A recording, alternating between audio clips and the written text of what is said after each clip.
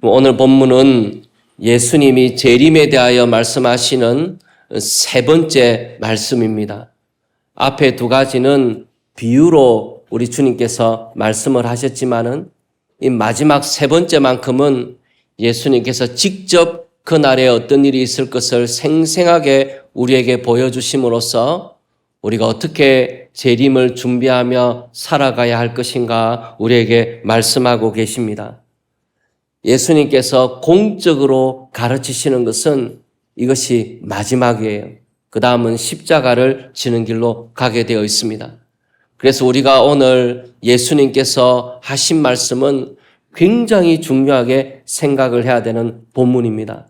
우리 주님께서 매우 강조해서 우리에게 하신 말씀이기 때문에 특별히 우리가 재림을 준비할 때 무엇을 준비해야 되는가 또 생각하고 정리하는 시간이 되기를 바랍니다. 마태복음 25장 31절에 보시면 인자가 자기 영광으로 모든 천사와 함께 올 때에 그랬습니다. 예수님께서 분명히 다시 오십니다. 재림은 분명히 있습니다. 예수님께서 우리에게 다시 오실 날이 있다는 것을 다시 한번 우리에게 말씀해 주고 계십니다. 마태복음 25장 32절 말씀해 보시면 모든 민족을 그 앞에 모으고 각각 구분하기를 목자가 양과 염소를 구분하는 것 같이 하여 그랬습니다. 모든 민족을 그 앞에 모았다 그랬습니다. 이 세상을 살았던 모든 사람이 심판의 대상이 됩니다. 한 사람도 열애 없이 우리 주님 앞에 서게 되는 날이 올 것입니다. 모든 민족을 그 앞에 모으고 구분한다 하셨습니다. 목자가 양과 염소를 구분하는 것처럼 우리 주님께서 하나님의 나라를 상속받을 자들과 영원한 벌에 들어갈 사람들을 구분하신다 그렇게 말씀하셨습니다. 이스라엘 백성들은 이 양과 염소가 비슷하게 생겼습니다. 믿지 못하실지 모르지만은 이스라엘 땅은 그래요. 그래서 이 양과 염소를 구분하는 것이 그렇게 쉽지가 않습니다. 목자가 양과 염소를 낮 동안은 같이 뒤섞여서 이제 기르고 돌보다가 밤이 되면은 목자가 양과 염소를 구분을 해야 됩니다. 왜냐하면 양은 털이 많고 지방이 두꺼워 가지고 추위에 강해요. 근데 염소는 추위에 약합니다. 그래서 양과 염소를 구분하여서 밤을 지내게 해야 돼요. 그래야 양과 염소가 보호가 되는 것입니다. 그래서 낮 동안은 이 양과 염소가 뒤엉켜 있을지 모르지만은 저녁이 되면은 이 목자가 정확한 숙련된 눈으로 양과 염소를 다 구분을 해내는 겁니다. 이스라엘의 이런 풍습을 가지고 우리 주님께서 말씀을 하시는 겁니다. 구원받는 사람과 영원한 벌에 들어가는 사람이 때로는 비슷해서 구별이 잘 안 간다고 느낄지 몰라요. 그렇지만 우리 주님께서 정확하게 양과 염소를 구분하듯이 구원받는 사람과 영원한 벌에 들어갈 사람들을 구분하신다. 우리에게 그렇게 말씀하시는입니다. 양은 오른쪽에, 염소는 왼쪽에. 오른쪽에 있는 사람들은 하나님의 나라를 상속받을 사람들이고 왼쪽에 염소편에 있는 사람들은 영원한 벌에 들어가게 될 사람들이에요. 여러분은 어디에 서 계시겠습니까? 우리 주님 앞에 딱 서신 다음에 여러분은 오른쪽으로 가라 그러시겠습니까? 왼쪽으로 가라 그러시겠습니까? 중립지대는 없어요. 양과 염소로 나뉘듯이 구원받는 사람들과 벌받는 사람들이 나누어지게 된다. 우리 주님께서 그렇게 말씀하십니다. 그러면 무슨 기준으로 나누시게 되는가? 오늘 그것을 우리에게 말씀해 주십니다. 그러니까 얼마나 중요한 본문입니까? 우리 주님께서 무슨 기준으로 양과 염소를 나누시는가? 그것을 우리에게 말씀해 주고 계세요. 오늘 본문을 보면은 지극히 작은 자에게 어떻게 대하는가에 따라서 양과 염소가 나뉘어지는 것처럼 보입니다. 어떤 분들은 단박에 이렇게 질문하실지 몰라요. 아니 목사님, 목사님 믿음으로 구원받는다고 분명히 이야기했지 않습니까? 복음 1단계에서도 그렇게 이야기를 했고 지금껏 믿음으로 구원받는다고 그렇게 강조를 했는데 막상 양과 염소가 나뉘어지는 기준을 보면은 지극히 작은 자에게 어떻게 했는가 거기에 따라 나눠진다 그러면 결국은 행위가 중요한 것이 아닙니까? 믿음으로 구원받는 게 아니고 행위로 구원받는다는 거 아닙니까? 얼마나 가난한 사람들을 많이 도왔는가? 복지 점수를 매겨가지고 천국과 지옥이 나누어진다는 거 아닙니까? 그렇게 질문하실지 몰라요. 일리가 있는 질문입니다. 그렇게 물어야 합니다. 그렇지만 오늘 본문을 자세히 살펴보게 되면은 우리 주님께서 하시는 것이 행위 구원을 말씀하지 아니하신다는 것을 알게 됩니다. 복지 점수를 계산해 가지고 구원받는 것이 아니라는 것을 먼저 말씀해 주고 계세요. 마태복음 25장 40절에 보시면 너희가 여기 내 형제 중에 지극히 작은 자 하나에게 한 것이 곧 내게 한 것이니라 하시고 그랬습니다. 여기 내 형제 중에 그랬습니다. 일반 사람을 가리키는 것이 아니고 내 형제 중에라 그렇게 말씀을 하고 계십니다. 이 형제라는 것은 무엇을 말하는 것이냐면 마태복음 12장 49절 50절에 보면 이 형제가 어떤 것인지를 말씀을 하고 계세요. 손을 내밀어 제자들을 가리켜 이르시되 나의 어머니와 나의 동생들을 보라. 누구든지 하늘에 계신 내 아버지의 뜻대로 하는 자가 내 형제요 자매요 어머니이니라 하시더라 그랬습니다. 하늘에 계신 내 아버지의 뜻대로 행하는 사람, 그리스도인, 제자를 가리키는 말입니다. 일반적인 사람을 가리키는 것이 아니고 믿는 사람들을 가리키고 있는 것이다 알 수가 있는 것이죠. 그리고 작은 자라 그랬는데 이 작은 자가 누구를 가리키는 것인가? 마태복음 10장 42절 말씀해 보시면 또 누구든지 제자의 이름으로 이 작은 자 중 하나에게 냉수 한 것이라도 주는 자는 내가 진실로 너희에게 이르노니 그 사람이 결탄코 상을 잃지 아니하리라 하시니라. 이 작은 자라는 것은 주의 복음을 전하기 위하여서 핍박받는 사람들을 가리킵니다. 그러니까 이 작은 자는 그냥 가난한 사람을 말하는 게 아니라는 거예요. 주의 말씀을 따르기 위하여 주의 복음을 전하기 위하여 핍박을 받으면서 다닐 수밖에 없는 사람, 그래서 궁핍하고 어려운 가운데 살아갈 수밖에 없는 사람들, 그런 사람들을 가리켜서 작은 자라 그렇게 부르는 것입니다. 아니 목사님, 그러면 예수님 안 믿는 사람은 우리가 안 봐도 된다는 말입니까? 그런 말이 아니죠. 1차적으로 우리 주님께서 믿는 형제들을 가리켜서 말씀을 하고 있는 것입니다.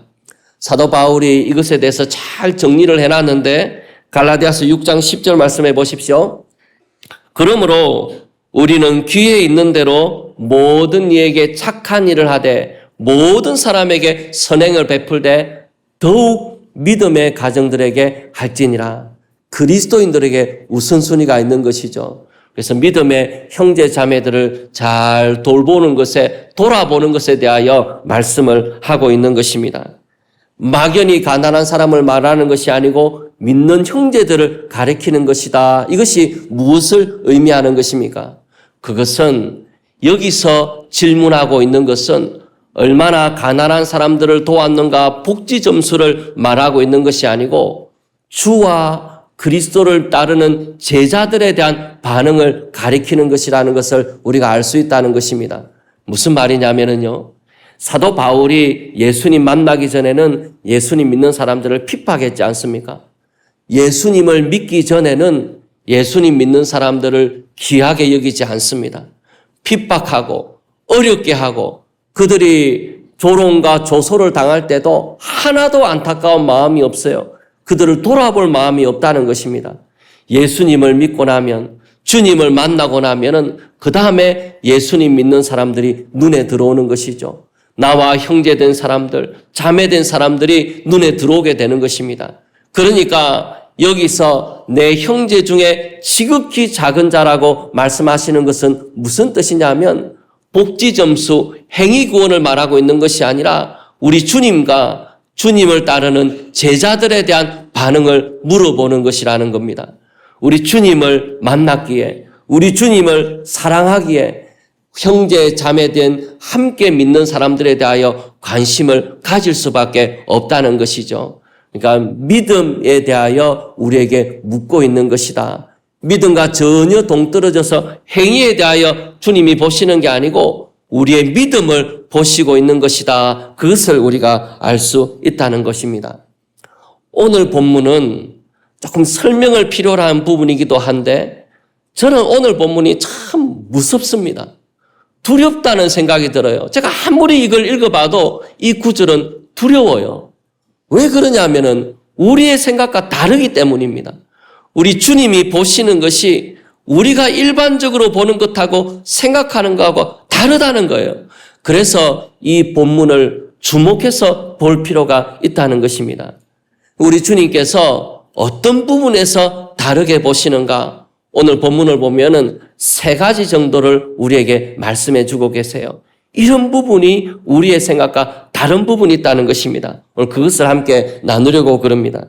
제일 첫 번째로 오늘 본문에 보면은 우리가 생각과 다른 부분이 무엇이냐면 우리 주님께 양으로 분류된 사람이건 염소로 분류된 사람이건 칭찬받는 사람이건 책망받는 사람이건 왜 자기가 칭찬을 받는지 왜 자기가 책망을 받는지 모르고 있다는 것입니다. 오늘 주님 앞에서 칭찬을 받은 사람들이 내가 줄일 때 먹을 것을 주었고 목마를 때 마시게 하고 헐벗었을 때 옷 입혔고 옥에 갇혔을 때 나를 돌아보았고 그렇게 말씀하시니까 이 양으로 분류된 사람들, 의인들, 하나님의 나라를 상속할 사람들이 예수님께 물었지 않습니까? 내가 언제 그랬습니까? 내가 언제 주님께 그렇게 대접했다는 말입니까? 나는 그런 기억이 없는데 왜 그렇게 했다는 말입니까? 마태복음 25장 37절에 이렇게 이야기를 하지요. 이에 의인들이 대답하여 이르되 주여 우리가 어느 때에 주께서 줄이신 것을 보고 음식을 대접하였으며 목마르신 것을 보고 마시게 하였나이까? 어느 때에 나그네 되신 것을 보고 영접하였으며 헐벗으신 것을 보고 옷 입혔나이까? 어느 때에 병드신 것이나 옥에 갇히신 것을 보고 가서 배웠나이까? 그렇게 물었다는 것입니다. 모른다는 거예요. 언제 그렇게 했는지 모른다는 것입니다. 염소로 분류된 사람도 마찬가지였어요. 이들도 몰랐습니다.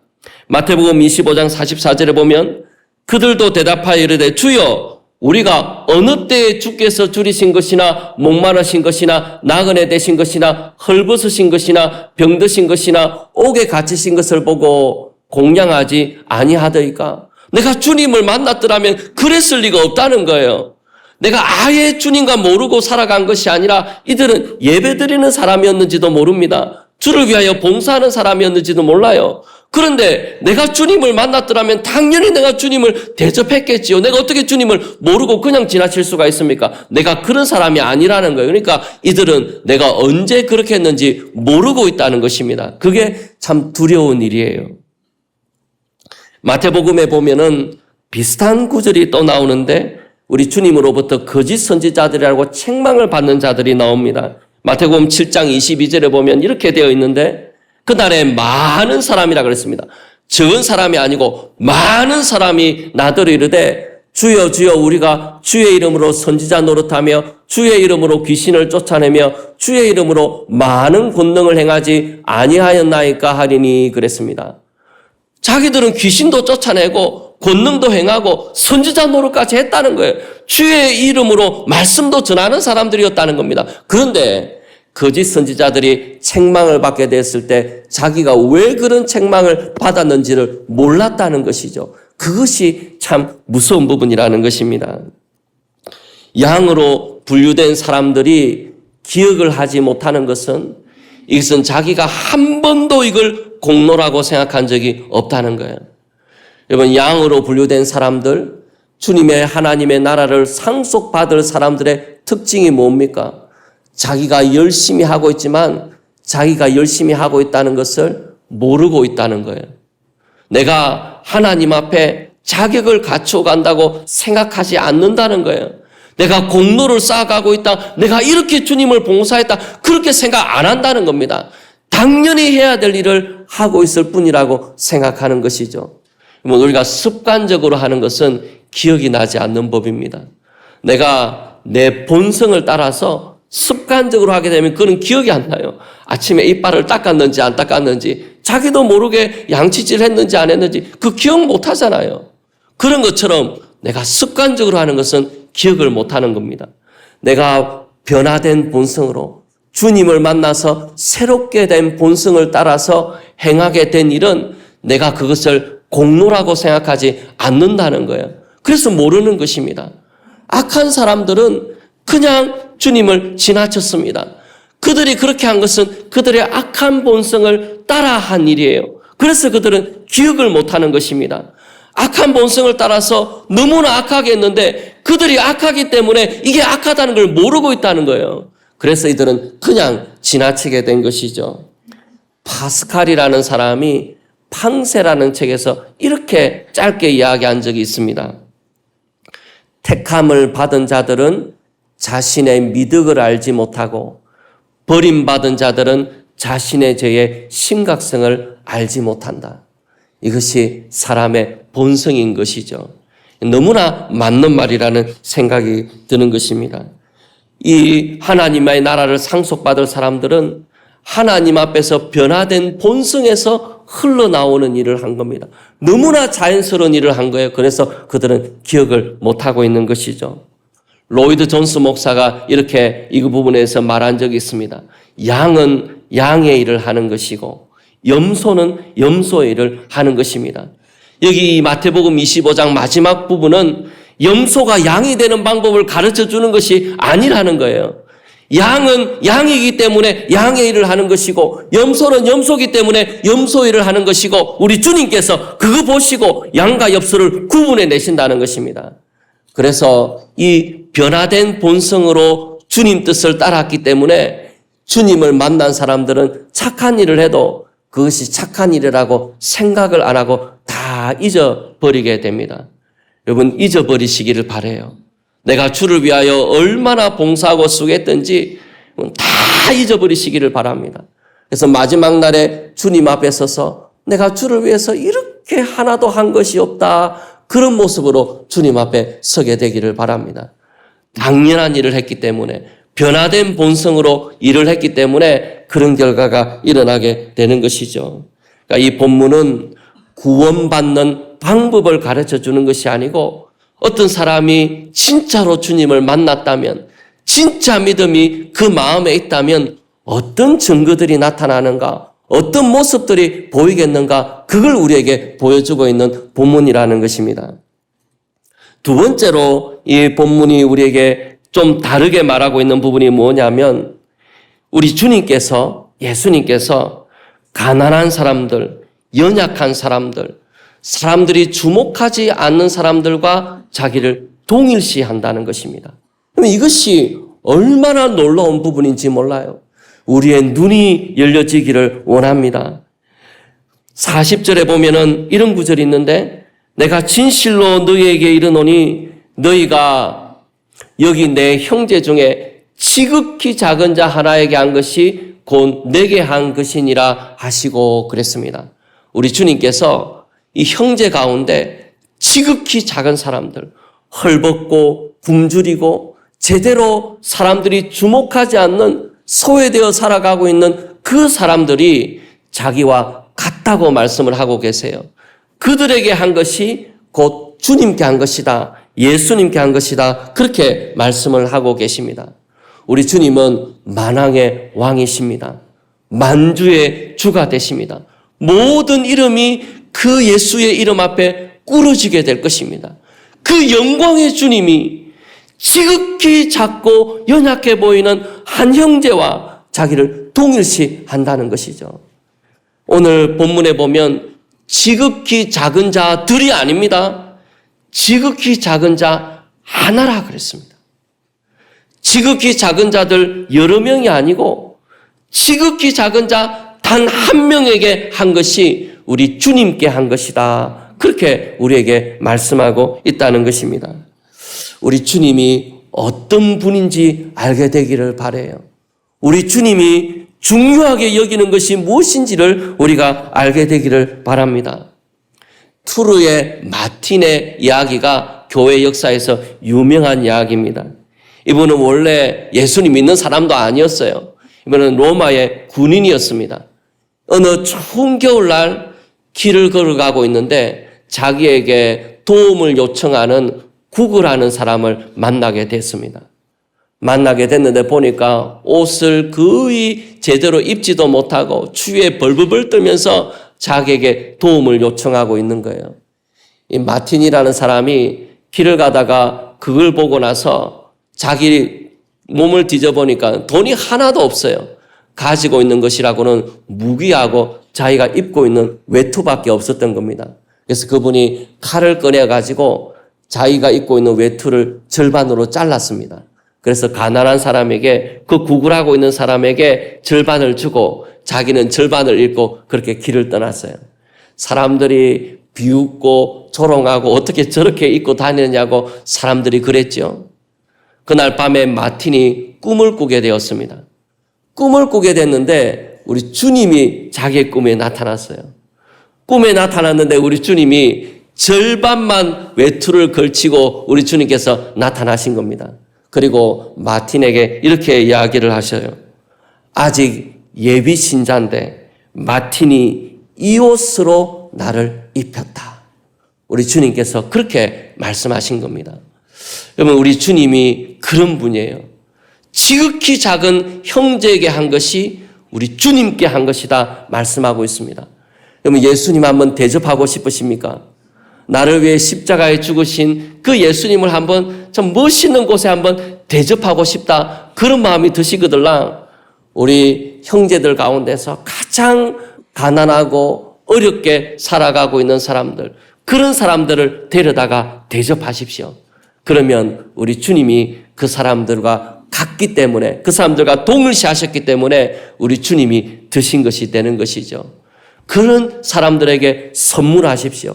그런 사람들을 찾아가십시오. 그것이 우리 주님을 대접하는 길이라 우리에게 말씀하고 있습니다. 우리 예수님께서 누가복음 14장 13절 14절 말씀해 보시면 이렇게 말씀을 하고 계세요. 잔치를 베풀거든 차라리 가난한 자들과 몸 불편한 자들과 저는 자들과 맹인들을 청하라. 그리하면 그들이 갚을 것이 없으므로 내게 복이 되리니 이는 의인들의 부활 시에 내가 갚음을 받겠음이라 하시더라. 우리는 능력 있는 사람들을 대접하기를 좋아합니다. 그런 사람들을 주목하기를 바라요. 근데 우리 주님께서는 잔치를 베풀거든 갚을 것이 없는 사람들을 대접하라, 우리에게 그렇게 말씀하십니다. 그러면 식사를 대접하시면 갚을 것이 없는 사람에게 대접하십시오. 그것이 마지막 때에 갚음이 된다, 우리 주님께서 말씀하신 것입니다. 우리 주님께서 얼마나 작은 자들, 연약한 사람들과 동일시하시는지, 그들을 귀하게 생각하시는지 우리 주님의 마음이 여기에 드러나 있는 것입니다. 우리는 멀리하고 싶은 사람들, 우리는 가까이 하고 싶지 않은 사람들을 우리 주님께서 대접하라, 그들을 섬기라, 그렇게 말씀을 하고 계신 것이죠. 그래서 이 본문이 무서운 것입니다. 우리의 본성을 따라 살아가면 평생 주님 말씀대로 살아갈 수가 없게 되어 있어요. 주님 말씀을 따라 순종해야 되겠다 결심하고 살아가야 주님 말씀대로 살아가지, 내 생각대로 내 마음이 이끌린 대로 살아가면 마지막 때를 준비하지 못하고 살아가게 됩니다. 우리 주님 앞에서 어떻게 인생을 살아가야 되겠는가 생각해 보기를 바랍니다. 마지막 세 번째로 이 본문이 우리의 생각과 다른 것이 있어요. 저는 참 이 본문이 이해가 안 되는 부분이 있어요. 어떤 사람이 진짜 믿음이 있다고 그러면 어떤 증거가 나타나겠습니까? 이 사람이 진짜 믿음이 있는가 없는가 어떻게 알 수 있겠습니까? 그걸 알아볼 수 있는 게 여러 가지가 있을 수 있잖아요. 예를 들어서 믿음 있는 사람은 예배를 열심히 드리지 않습니까? 믿음 있는 사람들은 열심히 봉사를 하잖아요. 믿음이 있으면 기적이 나타나기도 하지 않습니까? 믿음이 있으면은 하나님께 복을 받아가지고 큰 성공을 거두기도 하잖아요. 많은 간증들이 우리에게 있지 않습니까? 그런데 우리 주님께서 너에게 진짜 믿음이 있다면 이런 일이 너에게 일어날 것이다 라고 말씀하는 부분이 우리의 생각과 많이 다르다는 것입니다. 우리 주님께서 무엇을 보십니까? 우리 주님께서 보시는 것이 무엇이냐면은 긍휼을 베푸는 것을 보신다는 것입니다. 우리가 인생을 살아갈 때에 긍휼을 베풀고 살아가는가 그거 보시겠다는 거예요. 예수님이 진짜 마음에 있는 사람 같으면은 긍휼을 베풀면서 살아간다. 그걸 보신다는 겁니다. 자, 곰곰이 한번 생각해 봤어요. 왜 주님께서 이 기준을 말씀을 하실까? 왜 이 기준이면은 진짜 이 사람이 신앙이 있는지 없는지 알 수 있는 그 길이 된다고 생각을 하실까? 제가 몇 가지만 생각해 봤습니다. 여러분도 한번 묵상해 보시기를 바라요. 더 많은 이유들을 발견할 수 있을 거란 생각이 듭니다. 이 작은 사람들은 세상 사람들이 주목하지 않는 사람들입니다. 세상 사람들이 가까이 하고 싶은 사람들이 아니라는 거예요. 이들은 내가 도움을 줘야 되는 사람들이고 나를 귀찮게 할 수도 있는 사람들이고 나의 선의를 통하여 내 것을 가져가고자 하는 사람들일 수도 있다는 것입니다. 고마운 줄도 모르는 사람들일 수도 있다는 거예요. 이런 사람들은 우리가 인생을 살아가는데 가까이 하고 싶은 사람들이 아니라는 것입니다. 예수님을 빼고는, 예수님을 제외하고는 이런 사람들을 가까이 할 이유가 없는 것이 우리의 삶이잖아요. 그래서 주님께서 이걸 보시는 것입니다. 우리의 본성으로는 좋은 사람들, 뛰어난 사람들과 가까이 하고 싶죠. 그것이 우리의 마음이지 않습니까? 예수님을 빼고는 그런 사람들을 절대로 가까이 하고 싶지 않은 것이 우리의 본성이라는 거예요. 그렇기 때문에 그런 사람들에게 긍휼을 베풀고 살아가는 것이 예수님이 내 마음에 계시다는 증거가 된다는 것입니다. 그런 사람들을 볼 수 있는 눈이 있어야 된다는 것이죠. 여러분, 세상을 향하여 달려가다 보면은 어려운 사람들이 눈에 보이지가 않습니다. 돈을 쫓고 권력을 쫓으면서 이 세상을 살아가면은 가난한 사람들, 어려운 사람들이 눈에 보이지 않아요. 우리가 지금 보고 있지 않습니까? 돈을 쫓는 기업이 어떻게 사람을 대하는가 보고 있잖아요. 그 기업이 어떻게 사람들을 대하고 어떻게 그들을 대하면서 살아가고 있는지 우리가 지금 보고 있지 않습니까? 뉴스를 틀면 맨날 나오는 이야기가 그거잖아요. 재물을 쫓아가는 사람은 가난한 사람이 절대로 눈에 들어오지 않아요. 자기의 재물과 권력과 성공이 중요하기 때문에 절대로 그들이 눈에 들어오지 않는 것입니다. 주님을 위하여 살아야 그들이 눈에 들어와요. 가난한 사람들이 눈에 들어오는 것입니다. 이번에 기사를 보다 보니까 미국의 한 기업 이야기가 나와요. 루지애나에 나오는 기업인데 피부레 본드라는 회사를 경영하는 그 그레함 워커라는 사람이 있는데 이분이 자기 회사를 이튼이라는 회사에 큰 금액을 받고 팔았어요.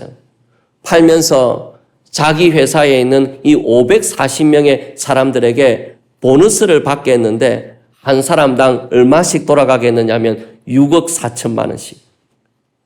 인생을 바꿀 수 있는 금액이 돌아가게 한 겁니다.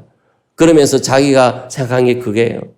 어려울 때, 회사가 어려울 때 함께 그 자리를 지켜왔던 사람들에게 이 나누어주고 싶었던 생각이 든 겁니다. 그래서 그 사람들이 그렇게 보너스를 받게 하고 어떤 사람들은 인생이 바뀐 사람들도 거기서 나오게 된 거죠. 이 사람이 독실한 그리스도인이에요. 주님을 만나지 않으면은 가난한 사람들이 눈에 들어오잖아요. 내 인생에 도움이 안 되는 사람들과 왜 우리가 가까이 합니까? 왜 그들을 돕고 살아갑니까? 주님이 아니라면 그들을 가까이 할 이유가 없는 것이죠. 내가 더 많이 가지고 더 높은 자리에 올라가는 것을 바라고 살아가는 사람들에게 가난하고 작은 사람들은 눈에 들어오지 않는 법입니다. 그래서 그 사람이 무엇을 바라보고 살아갔는가 알 수 있는 방법이 뭐냐 하면 연약한 사람들을 어떻게 대하는가 보면 알 수 있는 거예요. 더 성취하고 싶고 더 높은 자리에 올라가기를 바라는 사람, 세상의 성공을 바라고 살아갔는지, 내가 주님을 바라보고 살아가는지 알 수 있는 방법이 뭐냐면 가난한 사람들을, 어려운 사람들 어떻게 대하고 살아갔는가, 그게 그 사람의 삶의 모습이라는 겁니다. 거짓말할 수가 없다는 거예요. 그래서 우리 주님께서 그것을 보시겠다는 것입니다. 제일 중요한 이유가 무엇이냐면, 왜 긍휼을 베푸는 삶을 가장 중요하게 우리 주님께서 보시냐면 우리의 구원이 주님의 긍휼 때문이기 때문입니다. 우리가 왜 구원받았습니까? 우리는 주님의 눈으로 보면은 길거리에 있는 노숙자와 같고 헐벗고 굶주린 사람들이 우리의 모습들이지 않습니까? 어떻게 우리가 구원받았습니까? 주님이 우리를 불쌍히 여기셨기 때문입니다. 주님이 우리를 긍휼히 여기셔서 우리가 구원받은 것입니다. 다른 이유가 있습니까? 주님이 우리를 불쌍히 여기지 아니하셨더라면 한 사람도 구원받지 못했을 거예요. 그 긍휼을 우리가 경험하고 인생을 살아가는 것입니다. 우리의 기도의 내용이 무엇입니까? 병들었을 때에 낫기를 구하고, 길을 잃었을 때 발견하기를 바라고, 우리 자녀들을 위하여 기도하고, 하나님 앞에 기도하는 그 많은 제목들을 한마디로 말하면 무엇입니까? 주님이 불쌍히 여겨달라는 것입니다. 그렇지 않습니까? 우리의 기도의 모든 내용은 주님이 우리를 불쌍히 여겨달라는 것이에요. 우리 주님 앞에 매일 나가서 나를 불쌍히 여겨달라고 하나님께 울부짖으면서 기도하는 사람들이 주님의 마음을 배우지 않겠습니까? 우리를 불쌍히 여기셔서 기도에 응답하는 것을 배우잖아요. 내가 하나님 앞에 이렇게 바르게 행하지도 못하고 이렇게 하나님 앞에서 참 배반하고 어떤 때는 신실하지 못했는데 주님이 은혜를 베푸는 것을 보면서 감격하면서 주님의 긍휼을 배우지 않습니까? 그 긍휼을 배우기 때문에 주님으로부터 배운 사람은 다른 사람에게 긍휼을 베풀 수밖에 없는 것이죠. 자기는 주님께 매일 긍휼을 구하면서 다른 사람을 불쌍히 여기지 않고 살아간다면 그것이 어떻게 그리스도인의 삶이라고 할 수 있겠습니까? 너무나 분명한 것이죠. 그래서 우리 주님께서 긍휼을 베푸는가 그거 보시겠다는 겁니다. 지극히 작은 자에게 어떻게 대하면서 살아가는가 그거 보시겠다는 거예요. 그것이 마지막 날의 심판의 기준이라고 우리에게 말씀하고 계시는 것입니다. 그것이 그 사람의 참 신앙을 보여주는 것이기 때문에, 그것이 그분의 참 바탕이 무엇인지를 보여주는 것이기 때문에 그것을 보시겠다는 것이죠. 우리 주님께서 말씀하신 것은 6가지입니다. 배고프고 줄인 것, 목마른 것, 나그네 되었을 때 영접하는 것, 헐벗었을 때 옷 입혀주는 것, 병들었을 때 돌봐주는 것, 옥에 갇혔을 때 돌보는 것. 이 6가지는 누구나 할 수 있는 일입니다. 부자가 할 수 있는 일이 아니고 대단한 능력이 있어서 할 수 있는 일이 아니에요. 어려운 사람에게 물 한 그릇 주는 것은 누구나 할 수 있는 일입니다. 누구나 할 수 있는 일이기 때문에 핑계할 수가 없어요. 우리 인생을 살아가는 동안에 수많은 것을 하나님께 받았기 때문에 그 받은 것을 가지고 어떻게 인생을 살아갔는가 우리 주님 보시는 거기 때문에 누구나 할 수 있는 것이기 때문에 우리가 핑계할 수 없는 것입니다. 야고보서 2장 13절 보시면 참 어떻게 성경에 이런 구절이 있는가 싶어요. 긍휼을 행하지 아니하는 자에게는 긍휼 없는 심판이 있으리라. 긍휼은 심판을 이기고 자랑하느니라. 심판이 얼마나 무섭습니까? 하나님 앞에 서 있는 그 심판이 얼마나 두려운 것입니까? 그런데 긍휼은 심판을 이기고 자랑한다고 했습니다. 이것이 긍휼을 베푸는 삶의 위대함입니다. 심판을 이기고 자랑하는 것이 주님의 마음을 따라 이 세상을 살아가는 사람들의 삶이라는 것이죠. 마지막 날에 우리가 어디 서겠습니까? 양입니까? 염소입니까? 우리 주님이 나를 보실 때, 내 본질을 꿰뚫어 보실 때 주님이 나를 어느 쪽으로 가라 하시겠습니까? 두려운 일이 아닐 수 없어요. 우리가 한 해가 저무는 것처럼 우리의 인생은 저물 때가 옵니다. 그리고 예수님이 반드시 다시 오십니다. 다시 오실 때 우리가 어떻게 인생을 살았는가 우리 주님께서 보시겠다고 하셨습니다. 주님이 보실 때에 우리의 삶이 양의 삶이기를 바랍니다. 주님의 재림을 준비하며 살아가는 삶이기를 바랍니다. 우리 주님께서 나에게 어떻게 대하셨는지를 생각하고 깨달으면서 다른 사람을 대하며 살게 되기를 바랍니다. 지극히 작은 자 하나에게 한 것이 내게 한 것이라고 말씀하시는 주님의 말씀이 우리의 마음에 오랫동안 남아있기를 원합니다. 우리 주신 말씀 생각하면서 찬송가 311장 같이 한번 찬송하겠습니다.